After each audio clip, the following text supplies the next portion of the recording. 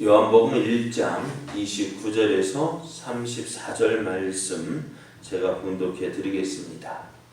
이튿날 요한이 예수께서 자기에게 나아오심을 보고 이르되 보라 세상 죄를 지고 가는 하나님의 어린 양이로다.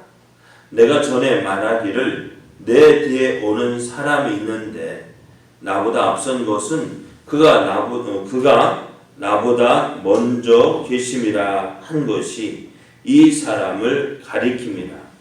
나도 그를 알지 못하였으나 내가 와서 물로 세례를 베푸는 것은 그를 이스라엘에 나타내려 함이라 하니라. 요한이 또 증언하여 이르되 내가 봄에 성령이 비둘기같이 하늘로부터 내려와서 그의 위에 머물렀더라. 나도 그를 알지 못하였으나 나를 보내어 물로 세례를 베풀라 하신 그이가 나에게 말씀하시되 성령이 내려서 누구 위에든지 머무는 것을 보거든 그가 곧 성령으로 세례를 베푸는 이인 줄 알라 하셨기에 내가 보고 그가 하나님의 아들이심을 증언하였노라 하니라. 아멘. 할렐루야. 아멘. 함께 하시는 하나님의 은혜와 사랑이 하나님을 기뻐하여 새벽을 깨우며 은혜의 보좌로 나아가는 여러분에게 오늘도 충만하게 임하여서 하나님의 영광 나타내는 복된 날 되기를 예수님의 이름으로 축복합니다. 아멘. 축복합니다. 아멘. 오늘 우리에게 주신 하나님 말씀을 통해서 우리가 해야 할 일은 예수님을 나타내는 것입니다. 우리가 해야 할 일은 예수님을 나타내는 것입니다. 이런 제목으로 하나님 말씀을 증거하겠습니다. 요단강 건너편에 베다니에서 세례 요한이 세례를 베풀고 있었습니다. 그랬더니 이제 예루살렘의 바리새인들이 보낸 제사장과 레인이 찾아와서 너가 누구냐 하면서 세례 요한에 대해서 알아보기 시작했습니다. 네가 누구냐?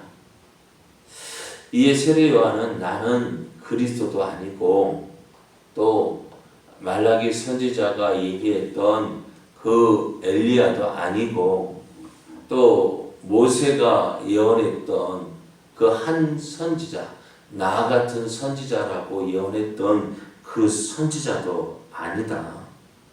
다만 나는 내가 누구냐면은 이스라엘 선지자가 예언했던 강야에서 외치는 자의 소리다. 이렇게 대답을 합니다. 이 말을 들은 이 예루살렘 온 제사장과 레인이 야 그러면 네가 그리스도도 아니고 엘리야도 아니고 선지자도 아닌데 네가 무슨 권세로 이렇게 세례를 베푸느냐? 라고 물었습니다.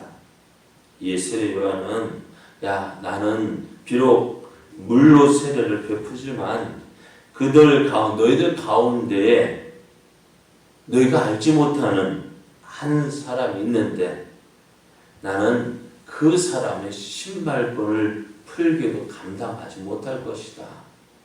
나는 그 사람을 나타내기 위해서 이렇게 물로 세례를 베푼다 했습니다. 그리고 이야기하고 하루 이튿날에 세례 요한은 놀라운 경험을 합니다. 그것은 저 앞에서 누가 예수님께서 세례 요한에게 세례를 받기 위해서 세례 요한 앞으로 나오는 거예요. 그 예수님을 보았을 때 세례 요한이 하는 말이 무엇입니까? 보라, 세상 죄를 지고 가는 하나님의 어린 양이다 했습니다.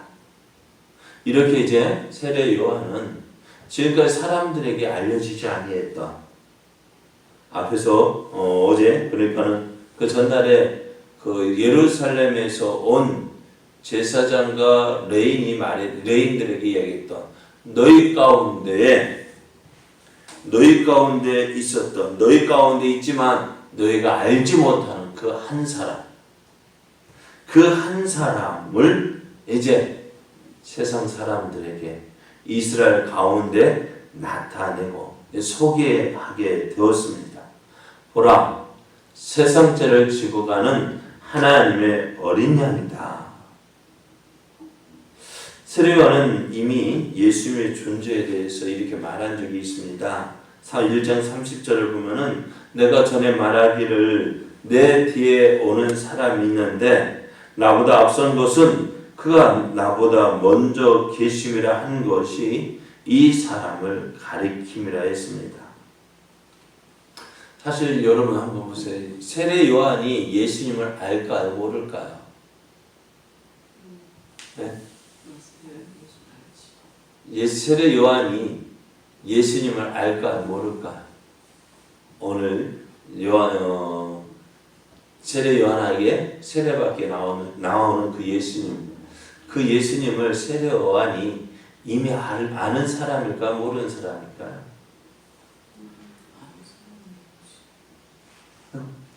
알까요 모를까요? 아니까 내 뒤에 오신 네가 성령으로 저기 준다고 했지 않았을까? 예수님을 알아서 그렇게 이야기했을까요? 처음 만났을까요?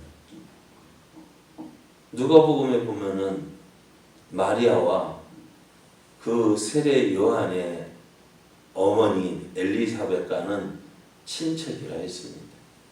그리고 마리아가 천사로부터 그 너가 예수님의 예수님을 임신했다는 소식을 듣고 어디로 달려갔냐면은 이 사가랴와 엘리사벳 집으로 달려갔어요. 왜? 천사가 너의 친척도 아이를 갖지 못하던 그 엘리사벳도 임신하지 않았느냐? 그 말을 듣고 달려갔습니다. 그럴 때 어떻게 해요? 엘리사벳의 뱃속에 있던 마리아 6개월 먼저 임신해 있던 그 아이가 그 뱃속에서 막 뛰노는 거예요. 그것뿐만 아닐까요? 지금 예수님께서 공생애를 시작하시는 것이 30년, 30세였는데 처음 봤을까? 네? 그 세례 요한이 어렸을 때에 엘리사벳을 통해서 저 마리아가 낳은 아기 너보다 6개월 뒤에 태어나지만은 그는 참 훌륭한 이런 사람이다 라는 이야기를 듣지 않았을까? 모르겠어요. 성경에 기록되어 있지 않지만 그러나 예수님을 어느 정도 예수님은 알았을 거야. 그런 사람이 있었다 하는 그런 이야기를 듣지 않았을까? 그러나 오늘 저 마리아가 낳은 그 예수라는 나보다 6개월 뒤에 태어난 저 사람 그런 이야기가 있었지만은 그가 말한 그 자기 뒤에 오시는 이 그러나 나보다 더 먼저 계시는 그 사람일 줄은 세례 요한도 몰랐습니다. 그럼 어떻게 알았느냐? 그냥 아는 사람 정도였지 이 사람이 하나님께서 보내신 그 메시아인 줄은 몰랐다는 거. 그럼 어떻게 알았어요? 오늘 말씀을 보면 이렇습니다. 요한이 물로 세례를 베푸는 이유가 뭐냐? 요한이 물로 세례를 베풀었잖아요. 그 세례를 베푼 이유가 뭘까? 오늘 말씀을 보면은요, 뭐라고 말씀하시냐면은 31절 말씀에 나도 그를 알지 못하였으나 내가 와서 물로 세례를 베푸는 것은 그를 이스라엘에 나타내려 함이라 했습니다.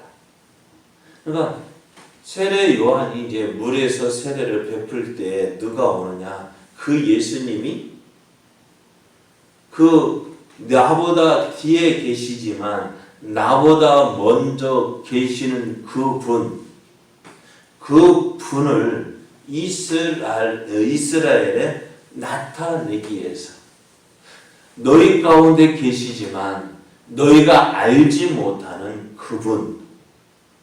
그분을 어떻게 해요?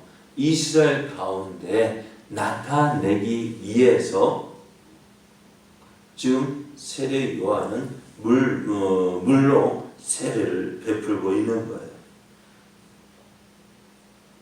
그런데 이제 그렇게 세례를 베풀고 있는데 저 앞에서 누가 오셔요? 예수님이 오시고 계는 거예요. 예수님이 나오고 계시는데 그 위에 무엇이 있었느냐? 오늘 말씀을 보면은 내가 봄에 성령이 비둘기같이 하늘로부터 내려와서 그의 위에 머물렀더라. 세례 요한이 보니까 그 예수님의 위에 누가 하늘로부터 성령이 내려와서 그 위에 머물렀다는 거예요. 그래서 그 전에 이제 세례 요한에게 하나님께서 나를 보내어 물로 세례를 베풀라 하신 그분 누구일까요? 하나님이에요. 하나님께서 하나님께서 자기를 보내셨는데 그 하나님께서 뭐라 말씀하시느냐? 성령이 내려서 누구 위에든지 머무는 것을 보거든 그가 곧 성령으로 세례를 베푸실 분이다. 누구라고요? 나보다 먼저 계시지만 내가 내 뒤에 계시지만 나보다 먼저 계시는 분. 또 너희 가운데 계시지만 너희가 알지 못하는 그분. 그 사람인 것을 너가 알고 어떻게 하라는 거예요? 예수님을 나타내라는 것입니다. 그래서 세례 요한이 예수님 위에 성령이 머물러 계시는 것을 보고 예수님이 하나님 아들이심을 증언하기 시작합니다. 그래서 그 첫 마디가 뭐예요? 보라, 세상 죄를 지고 가는 하나님의 어린 양이다. 예수님이 이 땅에 오신 그 이유, 세상 죄를 지고 가기 위해서 이 땅에 오신 그분, 그 예수님을 어떻게 해요? 이스라엘 가운데에 나타내셨습니다. 자, 다시 한번 물어볼게요. 세례 요한이 예수님보다 6개월 먼저 태어났죠. 그러면은 세례 요한이 이 땅에 태어난 이유가 뭘까요? 하나님께서 세례 요한을 보내신 이유가 뭐예요? 네? 무엇을 위해서? 무엇을 위해서 세례 요한을 먼저 태어나게 하셨을까? 예수님을 그것도 그 나이 들어서, 그죠? 아이를 낳지 못하겠다 한 그 나이 들어서 나이든 그 사가랴와 엘리사벳 부부 사이에서 이 세례 요한을 태어나게 하신 이유가 뭘까요? 다른 것 때문이 아니라 옆에 예수님에 대해서 증언하기 위해서, 예수님을 이 너희 가운데 계시지만 너희가 알지 못하는 그 분, 그 예수님을 나타내기 위해서 태어나는 거예요. 그러니까 예루살렘에서 온 제사장이나 레인들이 야, 네가 누구냐 할 때에도 그때 우리가 마음 조금만 잘못 생각하면 어떻게 될까요? 내가 누구야? 하고 자신을 나타낼 수 있을 텐데도 불구하고 세례 요한은 나는 그 예수님을 너희 가운데 계시지만 너희가 알지 못하는 그분, 내 뒤에 오시지만 나보다 먼저 계시는 그분을 나타내는 것을 자신의 사명으로 알았습니다. 그래서 그 사명을 잊지 않고 어떻게 해요? 예수님이 그 앞에 올 때에, 예수님이 그의 앞에 올 때에 예수님 위에 성령이 비둘기같이 머무는 것을 보고 어떻게 해요? 증언합니다. 보라, 세상 죄를 지고 가는 하나님의 어린 양이다. 그래서 세례 요한은 그가 이 땅에 온 그 사명, 예수님을 이스라엘 가운데 나타내는 그 사명을 이루게 되었습니다. 자, 오늘 그러면 다시 한번 물을게요. 그럼 우리는 어떤 사람? 우리는요? 네? 우리는 어떤 사람일까요? 왜 우리가 이 땅에 살아야 될까? 창세전부터 예수님이 네? 창세전부터 우리를 태어나게 우리를 왜 하나님께서 이 땅에 태어나게 하셨어? 무유가 뭘까? 오늘 우리가 살아가는 이유가 뭘까요? 예? 예수님을 증거하기 위해서. 그렇습니다. 베드로도 이렇게 이야기합니다. 너희는 택한 족속이요 왕 같은 제사장들이요 하면서 그 이유가 뭐냐? 그 이유가 뭐냐? 우리를 죄에서 구원하신, 우리를 어두운 데서 불러내어 그의 기이한 빛에 들어가게 하신 이의 아름다운 덕을 선포하게 하려 하신다 했습니다. 우리를 통해서. 그렇지 않아요? 우리는 어떤 사람이에요? 죄로 인해서 죽을 수밖에 없는 사람들이잖아요. 우리가 다른 사람이 지은 죄가 아니라 누가 지은 죄? 내가 지은 죄로 인해서 죽을 수밖에 없었던 사람이잖아요. 그죠? 그런 우리를 구원하셔서 어떻게 해요? 하나님의 백성 삼으시고 하나님의 자녀 삼으시고 저 아름다운 하나님의 나라에 들어가게 하셨어요. 그 하나님의 은혜를 어떻게 해요? 선전하기 위해서, 선포하기 위해서 우리를 부르셨다 말씀합니다. 그래서 오늘 우리가 해야 할 일이 무엇일까? 사도 요한이, 아니 세례 요한이 예수님을, 너희 가운데 계시지만 너희가 알지 못하는 그 예수님을 나타냈다면 오늘 우리의 삶은 무엇을 위해서 살아야 될까요? 오늘 우리가 이 땅에 살아가야 하는 이유가 뭘까요? 우리 가운데 계시지만 우리를 위해서 죄에서 죽으시고 십자가에서 죽으시고 우리를 죄에서 구원하여 주신 그 하나님을 나타내는 거예요. 증거하는 거예요. 그로 인해서 하나님께서 택한 백성, 하나님께서 택한 백성, 잃어버린 하나님의 자녀들을 찾는 것이 우리들이 해야 할 일이라요. 그래서 오늘 이런 하나님의 은혜를 받은 우리들, 죄에서 우리가 지은 죄로 인해서 죽을 수밖에 없었던 우리를 살려주신 그 하나님의 아름다운 덕을, 은혜를 선포하고 또 아직 우리 주님 하나님의 나라에 들지 못한 그 영혼들에게 하나님의 사랑을, 하나님의 은혜를 나타내는 것이 우리들이 해야 할 일이고 우리가 살아야 할 목적이 되어야 합니다.